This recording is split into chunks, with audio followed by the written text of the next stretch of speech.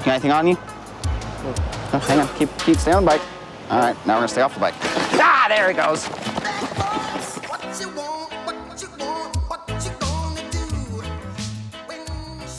All right, so one of our biggest things along that area of Mac and Franklin is pedestrian traffic. We get a lot of collisions that involve pedestrians and bicycle riders. So one of our biggest things at night is bicycles without lights.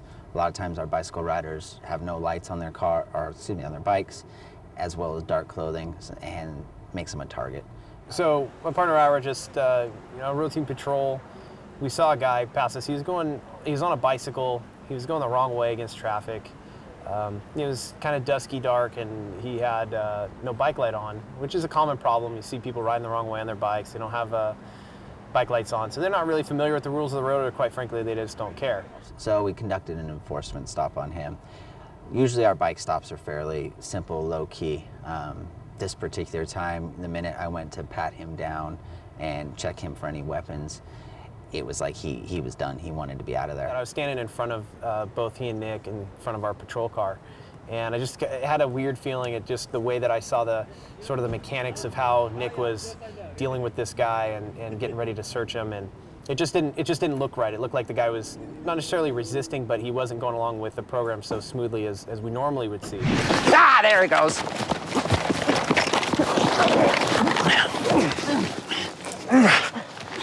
I didn't do anything. 5-1 cover. I didn't do anything. I had a feeling he was going to run. Kind of his body language, he's kind of looking around all over the place. When I went and grabbed his hands on top of his head, he was very stiff and very rigid.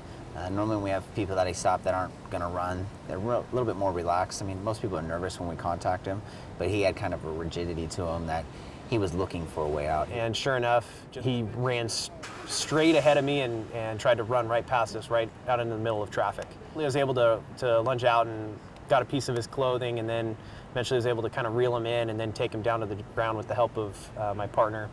It was kind of a struggle. It wasn't that he was necessarily fighting with us, but he's definitely fighting to try to get away. He wasn't aggressively attacking my partner or I, but he definitely did not want to be detained. At one point during the struggle to just at least get handcuffs on him, my partner's duty knife popped out of his belt, which created a different situation for us and kind of a safety issue that we just didn't see coming. Luckily, we had a good control of him at that time. We were able to secure the knife away and then get him in handcuffs. No, I don't think he had time to dump anything. Sit down. I want to talk to an attorney, too. I'm gonna run him up, see what his deal is. Obviously, maybe he has some warrants or something. Hey, Kenny, he's got a $50,000 felony warrant for assault.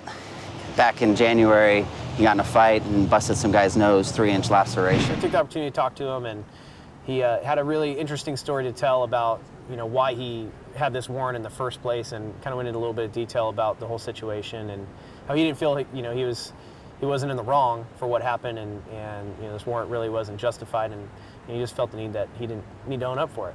And his story was compelling in that sense, where it wasn't something that he wanted to have to face, and but unfortunately it was the night for that to come to an end.